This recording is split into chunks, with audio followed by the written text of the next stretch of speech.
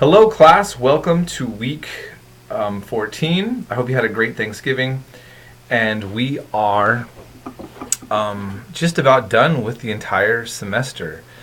And anyhow, now really, except for the last week, which by the way, the last week we'll have more work than maybe you would like, but it's not too bad, but less than a usual week. So I just want to say that because we're going to finish on Southern, Central, and South American culture and religion, and I just really wanted to get that in, and I did it in a way that it shouldn't be overwhelming for you. I think that most people are most of my students have been happy with the last week. Just maybe we're frustrated that we couldn't have covered more. But in any case, that's how we'll go. This week we're covering also a kind of like a broad set of topics within a certain type of ethnic group, and it's a little complex between Mongolians and Turkic people and the steppes of Central Asia. But it's an interesting one, and I also took off an assignment.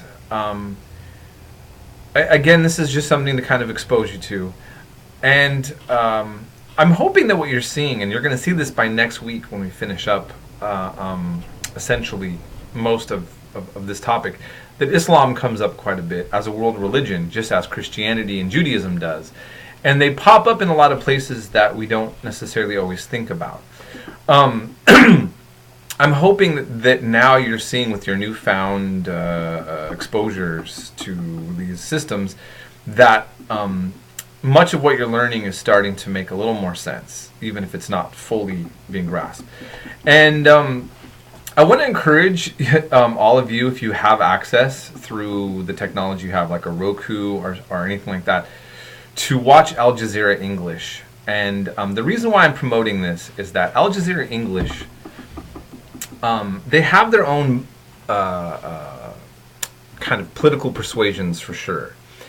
But it's the most, like, what, if you start watching that now, they cover Africa and Asia and the Middle East and even Latin America. Like, basically, it covers the world, like, really thoroughly. In a way that just blows my mind. And then when I turn on our media, I'm just like, it's so obvious how bad the quality of our media has become when the tiny nation of Qatar, that doesn't even have a fully democratic system, produces infinitely better quality amounts of information and news about the world. And you just have to watch it and compare just to see what I'm saying, okay? I mean, and again, I'm not saying that they don't have certain bias, and they certainly don't talk about internal problems of Qatar on the show. There's certainly limitations. There are things worthy of criticism on there, but my goodness, you would see what I mean. So you just learned about Africa a bit in Zimbabwe. What's happening in Zimbabwe right now is huge, and I meant to post something on that, but I could keep posting stuff all day. I mean, I just want you to realize that, like, there's a lot of things going on in the world, and Mugabe, who's been in power since independence in his 90s, has just basically been forced down in a military coup.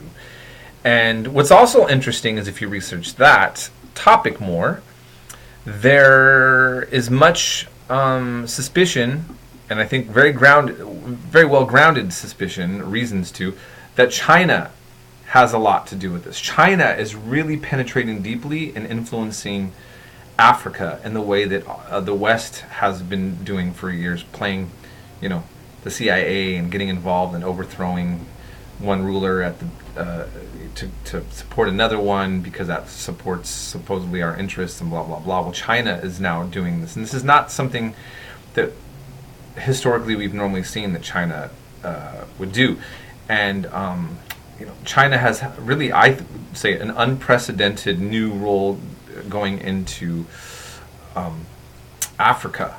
So with all these modern kind of circumstances and the situation with Islam and yada yada, all this stuff, This information that you've been going over is the further background, right?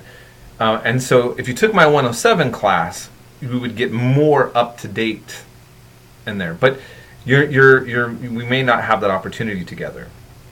But if you start watching more international news outlets and start covering things, I think that you can find that you can be an extremely uniquely informed American, and that would be very great. But in any case, that's all I have to say on this. Have a great week, and always contact me if you need anything.